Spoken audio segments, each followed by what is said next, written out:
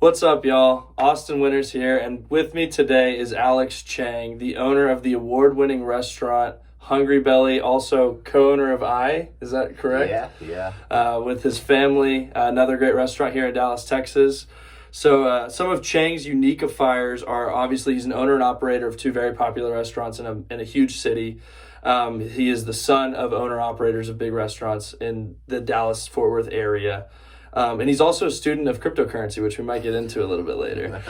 So Chang, welcome to Winter's World, man. Yeah, good to be here, man. I appreciate you coming on. So my first question, Chang, are there any off-menu special items at Hungry Belly that I'm not aware of that I should be? I mean, yes and no. It's just kind of whatever I'm feeling. There's a Chang special? I can just make whatever I want to make that day. Is there anything like that people frequently order, like regulars, that is like super popular that isn't typically listed on? Like obviously the bento boxes are a big deal at Hungry Belly. I mean, just the way that our menu is set up, it's so large that you got pretty much everything. Whatever people want, it's basically already on there. Okay. We cool. can customize stuff. We can do little things like that. But I mean, you've seen our menu. Yeah. Order Oh from us. yeah. I mean, you All know what it is. Like, we got hundreds of items on there, so really isn't a lot of people who walk in and be like, I don't want anything on Yeah. here. Yeah. I want something else. Right. So, And also, this is just for me. What's a quail egg shooter? a quail egg shooter. So it's gonna be like a ponzu sake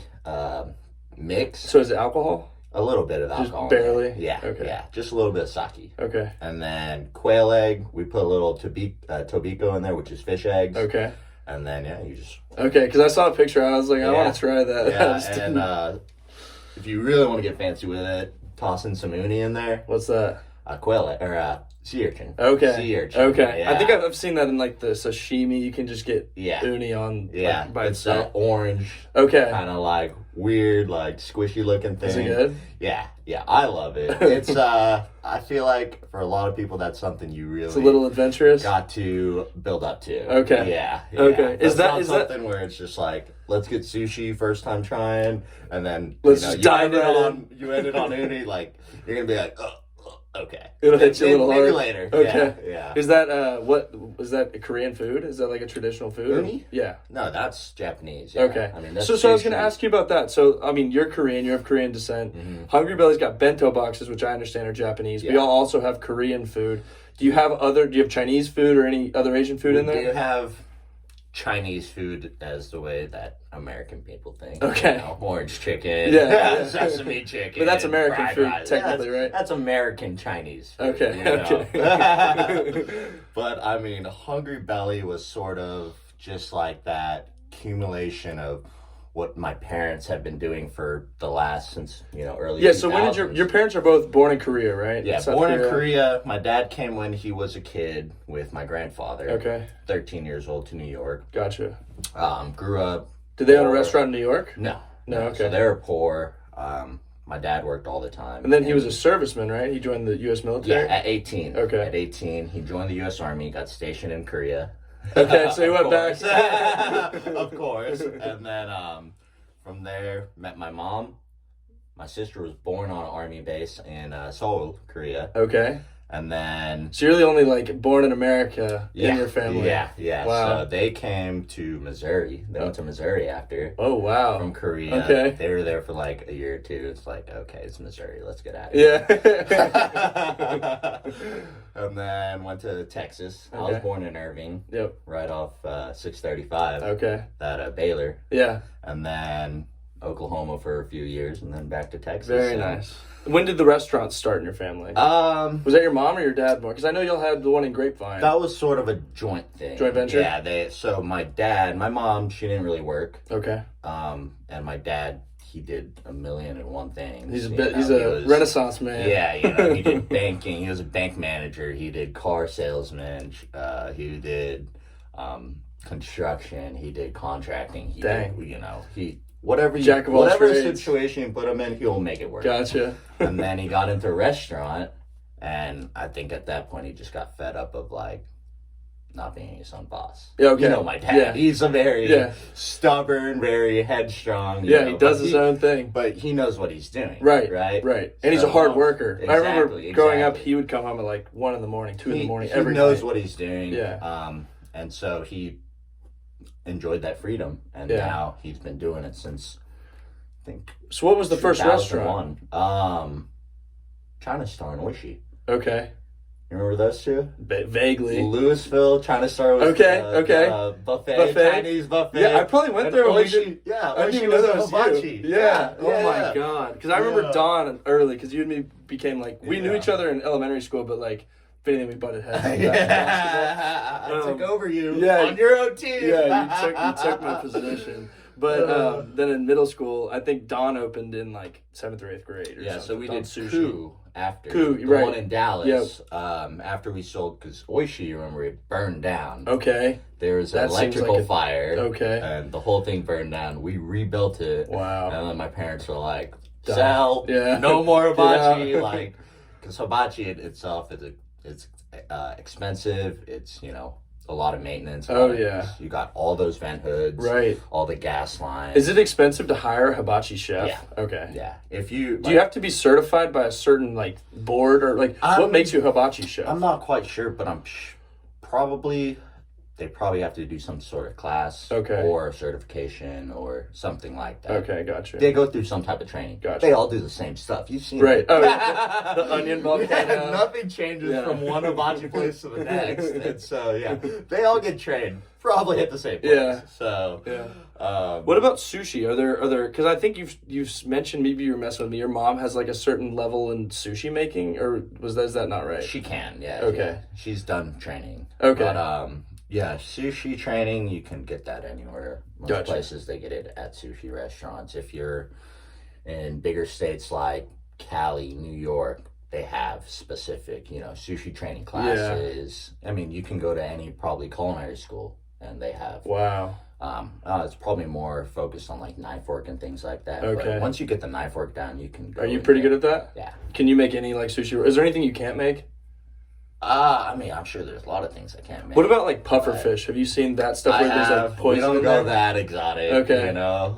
Because you can kill someone with that if you do it wrong, right? If you do it wrong, yeah. That's a very delicate thing. Gotcha. Very delicate. You only see that at the top places. Top tier. Yeah. Okay. And then I remember when we were younger, you told me about when you went back to Korea as a kid, and there was some restaurant or something where you had to catch the fish with your hand. Can you talk about that? Can you tell me that story? That was a camping trip. Oh, really? Was it in Korea, though? In Korea. Okay, tell me that story. It's a camping trip. How old were you? I was 8 or 9. Okay, so you're pretty young. Well, I'm going into 5th grade. And you said, I think your family wasn't with you or something. Like your parents weren't with you. My parents, me and my sister, we went to Cherry. Korea. Okay. Yeah, me and Cherry. Were you staying with relatives over there? Yeah, so basically my mom's whole side still lives over there. Yeah, they didn't move to America, except for Daeyoung, if you remember. Yeah. that side of the thing. Okay. They went back eventually because they hated America. Okay. And so, we go camping, and it's the second to last day. We're there for 4 days. Second to last day. I speak a little bit of Korean, You always say you don't, but then I'll hear you talk to your parents, and you understand it really well. I'm much better at understanding than and actually speaking making it, sense. But I can also communicate enough to the point where I can make a conversation. Okay. Gotcha. Most of the time, and so if it goes any longer than 5 minutes, I'm just sitting there Okay. Is your sister better at speaking Korean than you are? A little bit, yeah. Okay. Yeah. She's been to Korea more than I have. Gotcha. She spent a few months there 2 years ago. Oh, really? Just because working at Goldman, you can travel. Yeah. And you can work wherever as long as you got internet. So yeah, exactly. She travels. Wait, so finish the story though. So towards the end of the camping trip. We're there. I have no clue what's going on, but I just see everybody get up. Everyone's leaving their tents, and there's a pond there. Okay. And it's a beautiful pond. It's clear, and you look down, and there's just fish. Are they carp, or do you know what kind of big fish or little fish? No, they're probably And it's a wild pond, they're wild fish. Yeah. Okay. Wild fish, natural stream, everything. Gotcha. And they're all right. you see all these parents put their kids in this In the water? pond. And like me and my sister are in there, and I'm just like, what the hell are we doing? Like, I'm almost like crying because I'm like, why am I in here? Like, what is going on? And literally a whistle goes off, and you just see all these kids just like diving, jumping in here, and I'm like, and they're just like, go, And go. you're crying. The American And I'm kid's just like, crying. what am I doing? Oh my God. And literally they're just like, grab fish, grab fish. So finally I get it, I'm going, I get one. Okay. I get one. Nice. And they're like, put it in here. And like, I guess whoever caught the most fish won. Okay, so it's like a kid rodeo in Texas or something like that. Me and my sister, we ended up getting like 3, and I think I got all of them. Okay. Cherry remember wasn't help. correctly. And So then you cooked them and ate them after we that? didn't cook them. Oh, We cut them up right there. Oh, really? Ate Ate 'em raw? sashimi. Very nice. Okay. That was also, That's I cool. think, the first time I had sashimi. Really? Yeah. Okay. Wow. I don't know what fish it was. Yeah. I don't know. So, but like, okay, so that's actually interesting right there. Like, I mean, I imagine it being that fresh, like you just killed it, is just so much better. Mm-hmm. So living in Dallas, we're not near an ocean.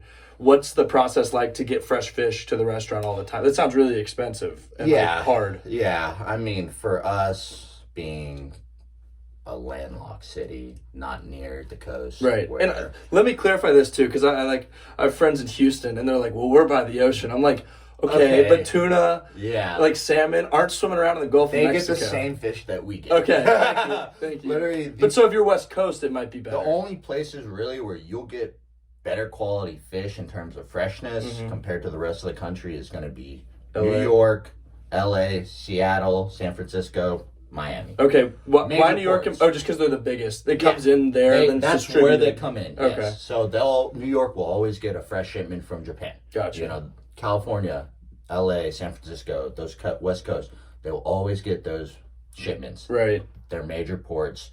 West Coast is obviously closest to Japan, so they'll always get whatever, fish that comes from that side. Super fresh, plus, anything out of the Pacific. Yeah. And so, naturally, they'll always get the freshest fish. Okay.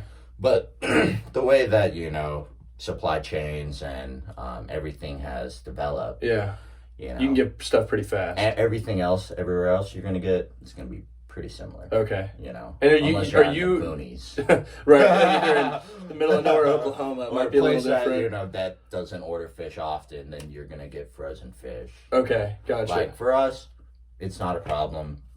We do so much volume that we have to order. Okay. And have to order. And do you have relationships with suppliers in Japan, or is it no, U.S. The relationships I keep are the ones with the distributors here on this side. So they're talking to people in Asia and they're getting the fresh fish. Yeah. Okay. Yeah, and that's why it's so important to build relationships with your distributors. Yeah. Because at the end of the day, they're the guys who you have to count on to get you the supply. Gotcha. The supplier, we can't worry about them. They're on the other the other side of the world. Yeah. That's going to be something I'm not going to touch unless I become massive, right? And I want better deals. And you're going to have a vertical supply chain. Exactly. But right now, I got 2 local restaurants in Dallas. Good restaurants. They're good. Yeah. I'll admit that, we've done well. So I was going to ask about that too. I mean, I want to get into the COVID stuff and what kind of transition that caused. But to me, when I walk into a restaurant, there are 3 main criteria. It'd be atmosphere, service, and food and drink. Yeah. So how do you kind of balance those, and what are your focuses in some of those areas? So when it comes, are you just talking about actual restaurant? Or when you launched Hungry Belly, what kind of thought? First off, that's a really unique name, Hungry Belly. And it's really fitting for the restaurant for some reason. I don't know why. It just it works. Right. But and location's interesting too. So you put it. Hungry Belly's in Knox Henderson, which is a really popular part of Dallas. It's right off of Highway 75, so it's super easy to access. So when you were looking for locations, because I knew you and Cherry were going to launch a restaurant. What did that location hunt kind of look like, and how important was the building? So for us, and this is what going back to keeping relationships with the distributor. Mm-hmm. Our distributor actually is the one who told us about that location. Okay. Because it was an Asian restaurant before, so they were getting fish and stuff too. Yeah. And they supplied that restaurant, and they actually came to us. They're like, hey, they're not doing well. I think they're probably going to go out soon. That's just the vibe we're getting. Gotcha. Wow. So that relationship's super valuable then. Yeah. And did your dad, you kind of got involved with that through your father? So, they're like, the location is honestly like perfect. Prime. Just come check it out. And so we're like, all right, we'll go check it out. And at that point, we weren't really planning on doing a restaurant immediately, but we had started having discussions about it. And so we look at this place and we're like, all right, this location, like, because for us, location is everything. Location. Once you can pick a good location, you can do whatever you want. Okay. Or for us, at least, we can, because we have the ability to do whatever concept we want. Gotcha. We don't go into a place thinking we're gonna do this here, or we have to do this here. So you adapt to what the location. Location comes first. Okay. Location for us. Location comes first. So, we're like, okay, we love this location. Let's talk to the guys. Blah blah blah. We do all that. We get a new lease on it. And from there, we basically built out the menu based on what I think the area would like. Okay.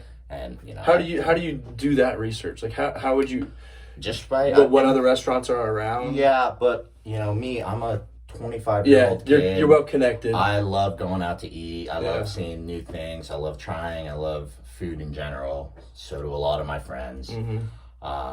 It's pretty easy for me to just get a feel on what's really popular. Yeah, what will work. Okay. And so with Hungry Belly, I was just like, all right, this area, I've seen it grow in the last 5-7 years, just being at I, right, right across 75. And so I was just like, what's really lacking in this area? And I'm like, really affordable, not on the go, but sort of fast casual Asian food. Yeah. And so, that was our initial, what we were going to do. We weren't really thinking about doing sushi. There are a decent amount of sushi restaurants in Dallas. And, And I is already mostly sushi. It's like 80% sushi over there. But then over here, we just decided to add sushi just because we could. Okay. Well, and then having two restaurants close to each other, you can kind of share the supply. Yeah, you can kind of go back and forth with it. And so, we did that. I Americanized it a little bit. So the bento box to me seems like a great Americanized Asian food staple because it's got a little bit. You got some California rolls. You got the salad with the dressing. Everyone loves the dressing. It's a variety. It's like variety a combo that Americans love. Yeah. Everything when it comes to food, when I look at the way that Americans eat, is they love their sauces, right? Oh, you're talking to the sauce king. I'll drown whatever in sauce, bro. They love their carb. Yeah. And then they love having their protein. Okay. So as long as you can have those three things into a plate, you can do all right. If you can cook it good and, marinate or do whatever you do well, you're going to be fine. Gotcha. You're going to be fine. So you keep saying what Americans eat. I mean, you are American. Yeah, Chang. I'm in Dallas. Okay. Are you do you think your palate is more similar to a Korean palate or an American palate? You see, that's complicated for me because your family's Korean, but I mean you've lived in America your whole life. I've lived in America and I've eaten American food a lot. Oh yeah, we grew up eating, but then your dad would bring home stuff. But then I also did eat a lot of Korean food. Yeah, right. And so you've almost got both. Smelled like kimchi. Right. And, I was still very in tune to how Asians eat, right? How Korean people eat. Rice, chopsticks. I was very much a mix of when I growing up about what I ate, how I ate. Obviously, I probably tilt a little bit more American. Yeah. So would a Korean come to Hungry Belly and not be super into all the foods because it's kind of tuned towards American? No, we do get Koreans and they do enjoy it. They do enjoy it. Because I talk to most of the Koreans. They're just like, oh, Korean, the typical, same race as me. Let's talk to We're friends already. Yeah. So that from talking to all of them, they love it too. It's like a step down from a traditional Korean restaurant. Gotcha. And all the stuff that we do, we've been doing for years. We know how to make them well. Gotcha. They're not anything new. It's not like I just put on stuff that I want to put on the menu just because I want to put For it on fun, the menu. which Yeah. I mean, you should do. We know how to make we've been making all those stuff for years. You should have like a Chang special. So no, that's interesting. And so, I mean, it doesn't really lead into this, but I also want to know about kind of hours of operation. How do you pick that? And then every restaurant I go to, I mean, obviously there's a lull between lunch and dinner. Mm-hmm. And so that's where they have happy hours. Kind of like, how is that how's that decision made? And like, how do you weigh those decisions? Obviously, like when we originally started, we didn't have a break during our weekdays. Like right now, our hours are 11 to 2. Okay. And then 4:30 to 10:30 weekdays, and then Saturday, Sunday, all day 12 to 10:30. Okay. And originally we were straight 11 to 11 when we first opened, 7 days a week. And yeah, I mean, we very quick within like 2 weeks we're like, all right, that after lunch lull is real. Like, really no reason to be open. And plus I don't know if you were there at the beginning when we first opened, but we were really busy. Oh, yeah. It was a lot busier. No, I actually think me and Blake were not the first, but we were like the second. The second and the third. Yeah, and so when I walked in, I think I arrived before Blake. I walked in, and your mom was super excited and was like, hello, and then she recognized me, realized I was your friend. She was like, shit. She was like, you're not even a real, like, I didn't count as a customer, and I was like, thank you. But yeah, no, I remember, and I mean, it's still popular. So then let's get into the COVID stuff. So like, y'all opened, I think, August 2019, July 2019, somewhere around there. July of 2019. Okay. July 11th was opening day. Okay, so summer 2019, so you had a while, not even a while, like 6 months? Yeah, 8 months. 8 months, yeah. And then COVID hits, which is unprecedented. I mean, like you said, your dad's been doing this for 20 years. He's never seen anything like it. What was that first week? Like, after the Rudy Gobert situation? Oh, dude, let me describe just a 5-minute stretch. Okay, let's hear it. So, I'm driving. I'm just, like, taking, like, a delivery or something. It's, like, closer to the end of the night. I'm chilling. And I'm just, like, at a stoplight. And my phone's just vibrating. And I'm like, oh, what is going on? Yeah. You know, and it's literally just, I'm getting a notification from every news site, Twitter, you know, Apple News, this. Yeah. And it's like, NBA or Tom Hanks has announced that he has COVID. Yeah, the NBA and I was just, canceled the game. I'm just like, Tom Hanks got COVID? Yeah. Damn! Oh, no, anybody can get this, you know, because it was still very unknown. Right. You know, I was just like, Tom Hanks has got it. And his wife, like, we're screwed. Yeah. And then 2 minutes later, Rudy Gobert, or the NBA has shut down. Yeah. And I was just like, this is real. Oh, shit. Yeah. Oh, God. And I'm just like, dude, this is bad. If the NBA shuts down, then I think all the other sports are going to shut down with it. So you're more worried about the sports at this point. And then I'm just like, it's like I'm going down like the line of the dominoes. I'm like, oh, sports are next. I'm like, but wait. Restaurants. What does that mean for the rest of the country? Yeah. Like, what are they going to do? And then by that weekend, it was everything shut down on Monday. Wow. And I'm sitting there like, how did just everything 5 minutes of Tom Hanks and NBA turn into this? Shut the world down. Right. How did the NBA and Tom Hanks shut the world down? Yeah. I was literally like, oh my God. I mean, it's shocking. And it like changed things for everybody. But so like for the restaurant, how did you prepare? My heart's sake. I was like, holy shit. Like, we had just got it started. Right. You know, we started off very strong. Yep.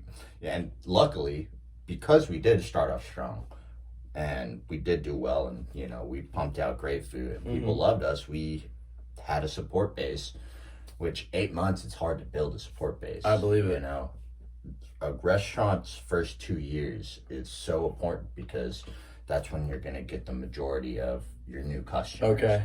And that's where you really got to sell them. Okay. Make them want to come back over and over and over. To become like an established staple restaurant. Yeah, look, if you're a restaurant and you're not in like a tourist area, your revenue is supported by regulars. Okay. It's not by new customers. Interesting. It's by regulars, yeah. And so, I mean, that's why you have all these, look at the business models of all these new companies. Subscription, fees, right, reoccurring purchases. Right. Because they've all figured out the same thing. you make money off people who constantly And you spend. want it to be It doesn't matter how much they spend, it's about how often. Wow. Interesting. And so it's the same thing with us too.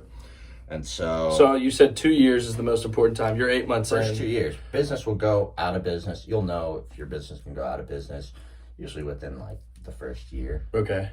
But some people, you know, if they believe they can make the change and do stuff, which there are people that can, Yeah. you know, it's that next year that's going to be Gotcha. the important part. And if they can't do anything past that, you're just bleeding money, you know, you're just wasting time essentially. Mm-hmm.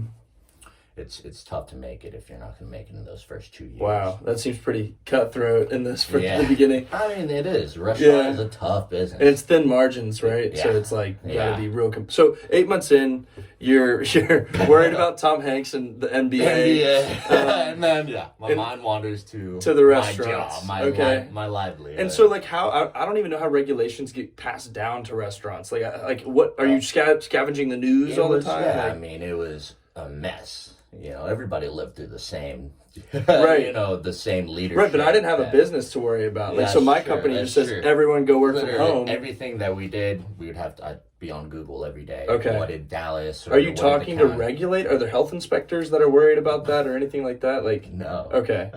So it's just you It figuring was it full out. panic mode, right? Everyone was freaking out. No one had a single idea what was happening. It was like, wait on this, or there will be an announcement, or you know, like wait for this update, and then it comes and it's vague as hell. Gotcha. You have no clue what's going all in on. legalese and it's kind of just like, and then eventually, you know, the city of Dallas, they started sending people out, and it was just like they'd give us like this packet. It's like, hang this up, and it was like coronavirus like guidelines. Okay. Like social distancing. Yeah. But it was, you know, it was useless. Well, and they didn't have masks at the beginning either. Yeah, But- they didn't have a lot of things. Well, so then, I mean, I don't know if Hungry Belly was already set up for like DoorDash, delivery, all that stuff. we were. You yeah. were? Okay. So, you know, Y'all been, Blake delivered Fry. I've been delivery takeout focused essentially because Inside just never picked up there. I mean, the way I started was, you know, 8 years ago now, I think, is when it opened, and it did not do well to start off, and we didn't really pay attention to takeout or anything like that because, you know, we just thought it'd be good. Right. The area was growing. It's, you Yeah, know, Oaklawn's got a lot of good restaurants. It's and popular. so, but it just didn't resonate like we thought it would. And so my dad's like I said, the first 2 years. This was after a year. It was just like, oh, this is not good. Right. Not good. And so that's when Uber Eats had just started. Okay. Actually, I don't even think they had started yet at the point. I think Grubhub was the big one. Right. For if you were like not a Chinese or a pizza place. Right, a normal delivery restaurant. Just a restaurant. Right. A normal restaurant. You were on Grubhub. And so that's where we originally started. And we were doing like 15, 20 deliveries a day. Dang. And we're like, people are willing to order, you know, delivery sushi. Because at that time, like, me and my dad had the same thought. It's like, who wants to take out sushi? I do. Wait, so that wasn't a normal thing back then? No, like maybe in no. New York it was? But... Maybe elsewhere in those bigger But not in cities, Dallas. but not in Dallas. Okay. You had Sushi, but What's that? It's a sushi place in West Village. Okay. They've been doing it for a while. Gotcha. But, Yeah. And so All like right. so y'all already had the delivery in place. And then well, what's the difference between all the deliveries? Cuz I know we've talked about this before. You can deliver or you can do online, you can do phone, you can do it through the restaurant, you can do it Yeah, so that gets, I mean, it's gotten messier recently, especially because it's gotten news and all that, but like all these companies, they make their money off commissions from you guys or from the buyer. from the restaurant. Okay. So typically it's a fee. Gotcha. Um, For each order? yeah, each order. And it's per percentage sale, of it's the order? 25 to 30% for most. That's hefty. We actually just renegotiated because we do such heavy volume. Okay. So you had some leverage. On Uber. We actually got a new account manager, and he was just like telling us like, oh, like this is my advice, this and this.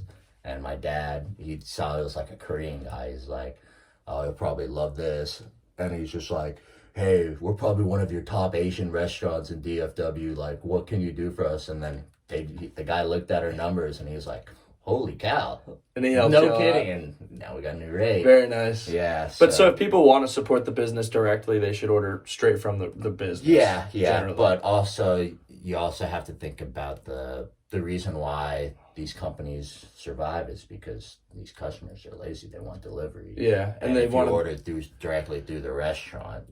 They have to have a whole delivery, apparatus, and ecosystem set up, drivers. So you're saying that Hungry Belly already has that, but most restaurants don't have something like that. Yeah, and for especially for COVID, we were able to transition into the whole takeout delivery, business model. Because I already knew how to do it. Mm-hmm. I already knew what the costs were. I knew how to set it up, how to efficiently set up, our station to where in and out. Gotcha. In and out. Food in, food out, clear it out. And you do a lot of the deliveries yourself. Yeah. Sometimes it depends, staffing, things like that. Right, but I'm saying you're not afraid to. I'm not. Yeah, I love doing it. So, for us, the transition was a lot easier. I think for a lot of restaurants, it was a big sticker shock because now they're like, okay, now I gotta spend $80 to buy this case of to-go boxes that I wasn't spending before. Gotcha. To-go packaging is not cheap. Really? Surprising. Yeah, it's not cheap. Wow. It is pretty expensive. And then once most of your revenue shifts to that, now you have to buy a crap ton of this to-go stuff. Yeah. And it adds a lot of cost. Wow. Storage space, just a bunch of random little things that you wouldn't think about, but they all add cost. And now they have to do it through DoorDash. Okay. That are also taking a fee. Yeah. Right. And so. And then, like we said, it's already thin margin, so there's only so much you can get out on. So what do restaurants do? They put it on the customer. If you look at DoorDash, if you compare menus of DoorDash menus compared to real menus of the restaurant, you'll notice that DoorDash more expensive. Everything, all the online places are more expensive. We do that too, and we have to. Yeah. It's not it's not something they discourage. They tell you oh, 25, 30%, that's really high, and they'll be like, you can raise your prices. Wow, that's so interesting. And most restaurants, they have to, because 30%. Keep them alive, Oh my God, 30%. That's not just a nibble, that's a whole bite. For us, I had that 30% Hungry Belly, or that fee at Hungry Belly for Uber, and I was cranking out, a lot of revenue. And for us, it's worth it, because we have the volume. Mm-hmm. Once you hit that point, it's mostly just profit. Okay. Once you pass the cost. Yeah, once you pass the break even. It's all profit. And, sure, we're still paying out 30%, but it's worth it. Gotcha. We have the volume. It makes sense for us. Not a lot of restaurants can, I guess, compare to that, really. Because, it's tough. Like I said, it is tough making that transition. And then to make sure that your food actually still tastes good 30 minutes after it's been cooked. Right, right. Yeah, because you got to get it there fast. You got to deliver it. Mm-hmm. So have you heard of the concept of a ghost kitchen? Yeah. So, I've been contacted a lot by it.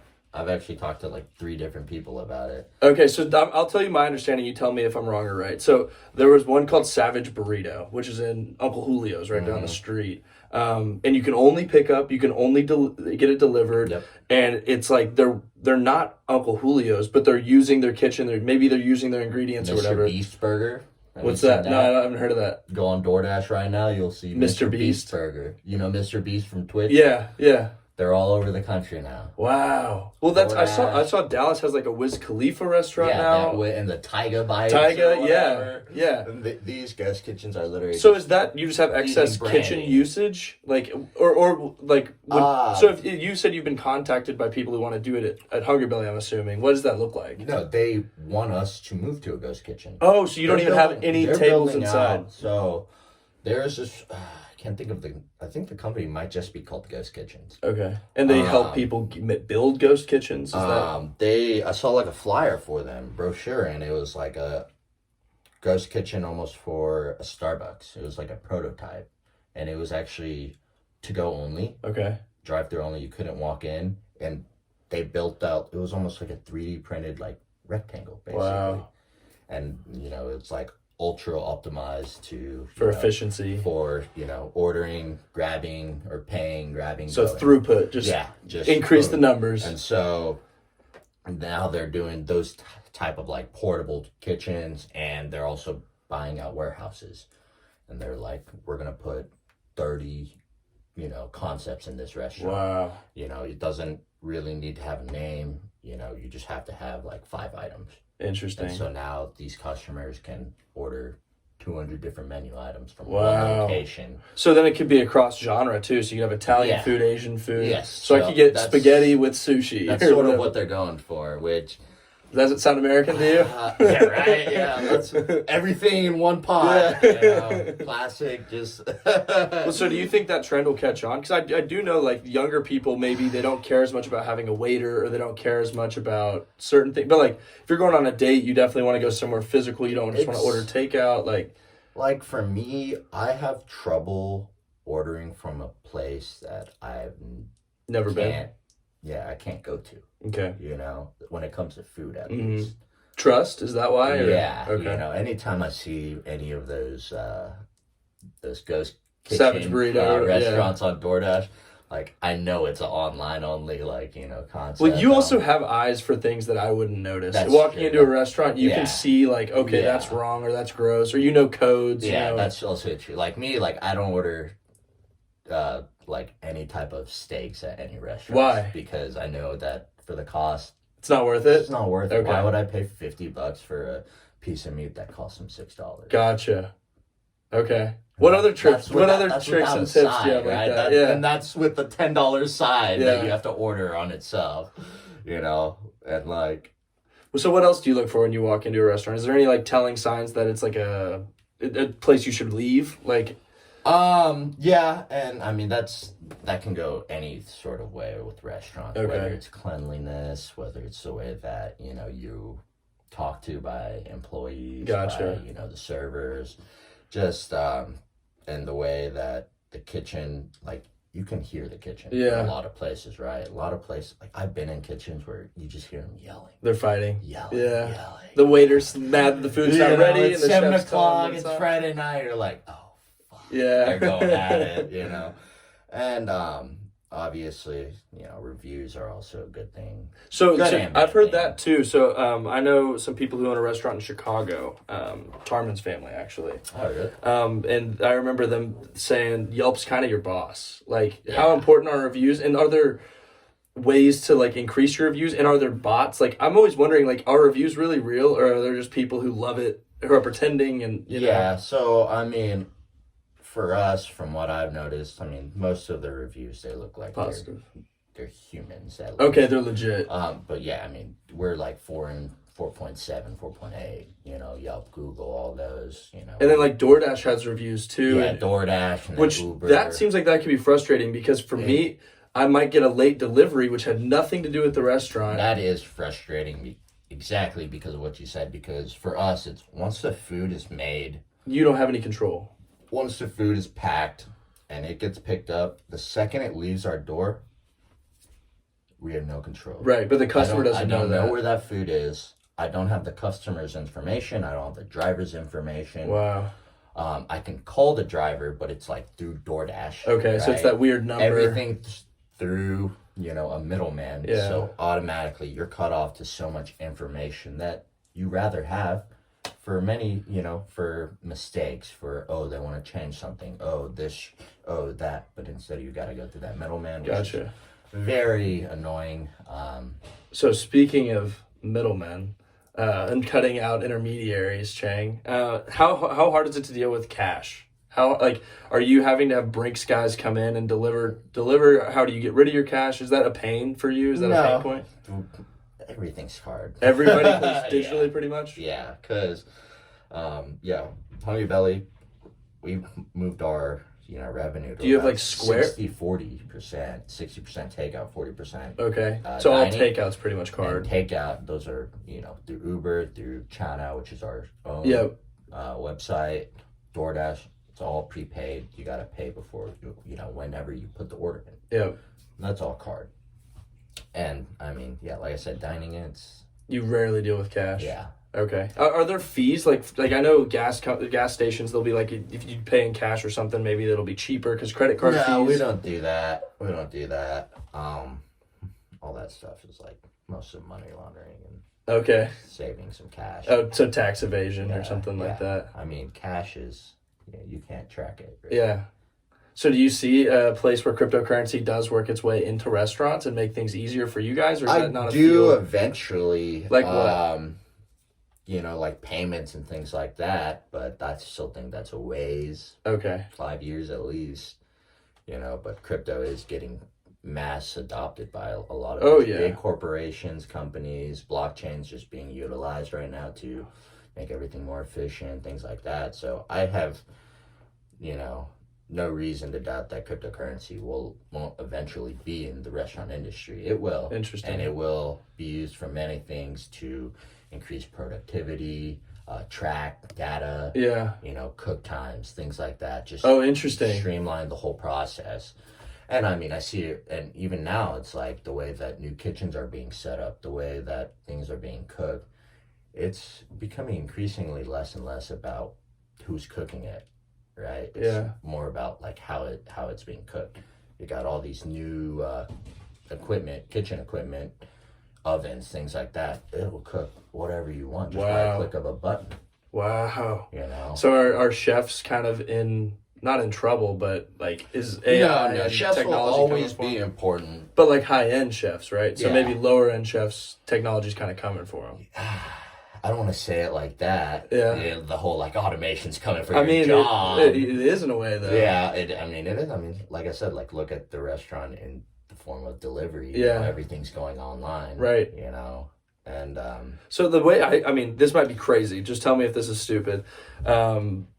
Gift cards. So I've never understood gift cards. Mm-hmm. I've never given someone a gift card. I've received plenty. Like it's just cash that you can only spend in one place. Mm-hmm. But it would be cool if I could gift someone a Hungry Belly token. That would be kind of interesting, wouldn't it? See what it could trade for and like. It would be just an idea, just putting a thought out there for you if you ever want to ICO. I think that starts to turn into a slippery slope. Why? Because you have so many different tokens for so many different everyone will try to restaurants. do it, and then now it's like, okay, sure, you hold $300 worth of value of Hungry Belly token, or plus you own another $100 of McDonald's token. Right? No, it would be an issue, definitely fragmented. But then it's like, but it would be cool outside of McDonald's. What the hell is this token worth? Right. But same with gift cards. Yeah. Right. So is this more that gift cards shouldn't make sense? Well, gift cards are used. Do y'all do gift cards? Yeah, we do. But like gift cards for a lot of places are also used to. It's just like fronting the money. So sure, a gift card is spending money at one place, but that person will probably go to that place anyway and spend that money. Mm-hmm. So, because whenever you get a gift card to somebody, it's like, oh, where do they usually go? Yeah. It's not like you buy them a gift card like, oh, I'm going to get him this Sephora gift card even though he's a dude. Yeah, no, good point. Good point. It's normally the thought it's in like mind. My sister, every other year for for her birthday, I just get her a gift card. Yeah. Because it's like, I know she loves it. She'll use it. And I know she'll use it, and like, why would I get her anything else that she might not like? Right. No, and I will say some are good. Like I just got an Amazon gift card, and that's nice because you can buy anything. They do have their uses. Yeah. And I mean, I know like at the beginning of COVID, a lot of places, or a lot of customers are like, we're buying up gift cards from these places. Buy gift cards from your local restaurants. You can use it later, but it gives them money now. So. Interesting. They do have their uses. Yeah. Does Hungry Belly have a rewards program? Not yet, but is that I in the think works? We're working on that. Okay. We are working on that right now. But for our website, and like I said, like that Uber, we renegotiated, and he's gonna start putting loyalty for us. Oh, cool. A lot of I normally use Chow Now ever since you told me about that. So I've always used that, and then there's discounts that they send you. Yeah. But I do have an Uber credit card, which I just realized is not cash back, which is dumb of me to just realize it. It's points for Uber. So I could use Uber Eats. So if there's a loyalty program, I'll sign up, dude. Yeah. Like, and so I think it's gonna be like every after 5 orders over $20 or something like that, you get like $15 off or something like that. But it's it's not a bad deal. It really isn't. And a lot of our customers are regulars. Like, Interesting. it actually shows you how many times they've ordered. Oh, really? So like loyal customer, new customer. Wow, regular customer. that's it. You're. So I guess you can't do that in person. That's a benefit to doing it digitally. You kind of have a digital signature. That's also, yeah. So like it's a whole, I mean, you're a data guy though, so that has to be you probably like that. I love numbers. I love looking at progression. Just year over year. Just comparing this and this. So that helps you strategize when you have all that. Of course, and you can focus. What you're selling the most, what you have room for improvement on, pricing. Like if I raise it by this much, I raised this price last 2 years ago. What was that increase or decrease in sales? Gotcha. That price increase, if it increased, I still have room to increase it a little bit more without, wow, having customers be like, so data's everything, even in the food industry, everywhere. It's just, that's your... Numbers don't lie. Yeah, no. Right? Numbers true. don't lie. Very true. And so it's very much, everything in this world is becoming so numbers, data driven. Algorithms, robots, this, that. So how do you keep the personal side in there though? Because that's still important. Like I get it for takeout, maybe it's less important, but when I go to Hungry Belly, maybe I know you guys too, but it's always a friendly atmosphere. It's nice to sit in. It is nice to go to a physical restaurant and actually enjoy food, talk to humans, and have them work on everything. So like, is there a way you add that human element to the other side, or? Man, it's... Or do you think that those people don't want a human element? Yeah, I think there's a massive consumer behavior change happening right now. Okay. And it's happened very quickly. From COVID, you think? Not just from COVID itself, just in general, and then COVID was just accelerated. Yeah. Because like I said, I've seen the delivery industry grow tremendously just from Oh, yeah. I think Uber Eats was launched when we were in college. We do, on a weekend, we do about 90 Uber orders. Wow. About 40 to 50 DoorDash orders. Dang. So this is more than you could fit in the, and also, more than you can fit in the restaurant. And are digital orders typically bigger than in-person orders? Because whenever I order Hungry Belly, I'm ordering 2 meals. So it's... That I haven't really figured out, because when you're in store, you have the added cost of drinks, tip. You can still get to-go drinks, though, too. Did Avid lift that, or no? You can, but a lot of restaurants, they don't do it. Y'all do, right? Or no? We sell sake. Yeah. Yeah. But so not every drink, just sake. We don't make cocktails or anything like that. People don't really buy beers. It's just not worth it. Yeah. If they're doing takeout, just stop at the gas station on the way home. But sake's like a special... Sake, you can only buy that at some liquor stores if they carry it, and we carry all the flavors too. Right. So it's they know that we have, and they know that we have probably whatever flavor they want. So we do sell a decent amount, not that much. Mostly it's just food, and so the drinks inflate the in-house numbers. Yeah, and and also when someone's inside of a store, you can sell to them.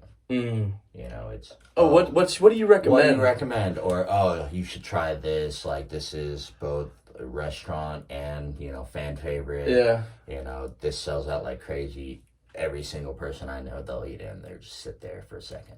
Interesting. Yeah. You can sell it. Yeah, that's when I was a waiter. It was always the most visuals in their head. Where online it's just pictures there. But the pictures are important too. They are, and pictures. I have actually found that out recently. It's how important pictures are. And the description, and you look at numbers from items that have pictures to items that don't have pictures. It's... Oh, I almost always only order the picture. The picture does more for me than the words. Yeah. I'm it could be all pictures and I'll pick my food. I don't care what it says. Exactly. So pictures in marketing for restaurants, pictures are everything. They really are. Gotcha. Put as many words as you want, as long as the food looks good. That's all that matters. Yeah, that's how I feel that's too. All that matters. So that's interesting that there's data to back that up. We have people literally walk in and be like, "I want this." Really? Yeah. I want this. Oh yeah, and this one too. That's crazy. So it's like a haircutting place. But so the last question I want to ask you, Chang, this has nothing to do with restaurants. This has everything to do with you and the way your mind works. And I've always thought this is fascinating. We haven't talked about this in probably over 10 years. The guys used to give you hell about it when we were in middle school, but so you used to walk around and have your iPod or whatever, and you had two main playlists, chill and swag. Yep. And I think there's something genius to that. I really do. I really do. I think those are two like main modes that music can help you get into. It's like chill, you're winding down. At the end of the day, you're going to sleep, and then swag. It's like before a workout, before a date, you're trying to pump yourself up and like get going. How did you come up with that? Like, because I honestly, Chang, those are the only two playlists I would ever need. Chill and swag. I mean, like, you know me, growing up especially, I was pretty wild. Yeah. You know, a lot of energy. Bit. And you still got a lot of energy. I still have, I haven't changed that much. And so, I mean, for me, it's just like every morning, got to start up with a bang, you know, with some swag, wake up. Feel good, you feel good, and you know you just live a better life, happier life. Oh, for sure. You know? More outgoing, more confident. Yeah, exactly. And confidence is, especially growing up. You know, I didn't really notice it growing up, but like when you do grow up, you start to notice other people around you, and you know you kind of understand what people go through, and then you kind of see that a lot of people, they don't have enough confidence in themselves. Life beats you down. Yeah. They've been told no too many times. They've been rejected too many times. And then it's just a constant cycle. And then, you know, I just see all these people who aren't... slouched over. Yeah. And so, you know, having a music that really, like, gets you going, gets you started, makes you want to go out and do things. Mm-hmm. I think it's really good to have, you know, a playlist that'll just do that for you. And then when it's time to wind back down, you know, or you just driving around, you know, late at night, want to sing a little bit, you know, sing your heart out, chill out before you get home and, you know. Yeah, I've always thought that was just, you were probably like 11 or 12 when you made those. I know, everyone made fun of you. Oh, what do you listen to, Swag? I'm just like, fuck yeah.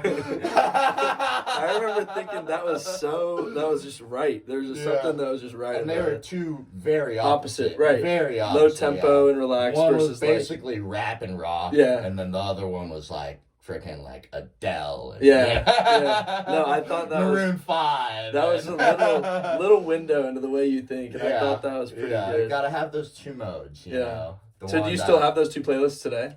Yeah. Obviously, they're not the exact same music, but... I have one. It's called Singing Time. It's basically my chill. It's got about like 700 songs. Okay. Oh my God. And then, I mean, I rarely add to it nowadays. I used to add to it whenever. All the time? All the time. Now it's just like every few months. So what's the modern rendition of Swag then? Modern rendition of Swag, it's basically older like rap and stuff. Okay, so stuff we grew up to. Yeah. So still the same music then, like Lil Wayne or essentially. I'm an older music guy, you know. No, I like the throwbacks too. I don't know. New music just kind of sucks to me. Yeah, some of it for it's sure. Also cookie cutter, SoundCloud, like especially like rap. Yeah, all the similar sounds. All the same flows. All about drugs, Gucci, or you know.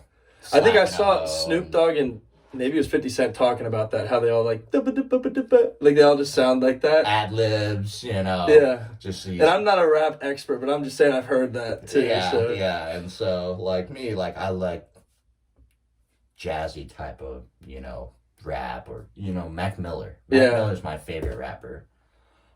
Which also was probably back on Swag back in 9th grade, like senior skip day. He's everywhere. He's both on my chill. Okay, that's what I love about Mac Miller. He's versatile. He's so versatile. And from his first to his last, it's completely different.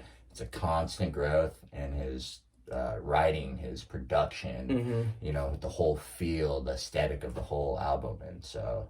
Yeah, he's good. You can put him anywhere. You can put him on anywhere. He's got variety like American Sad Diets. Boy, he got you. You fucking lit, he's got you. You know, whatever. No, that's good. So. That's good. And I think that's a good place to end it. So, Chang, thank you for coming to Winters World. Thank everybody for watching. Support Chang, Hungry Belly. I is I. Both in Dallas, Texas. Delicious. Give them a 5-star review, and hope you guys enjoyed. Thank you. Thank you.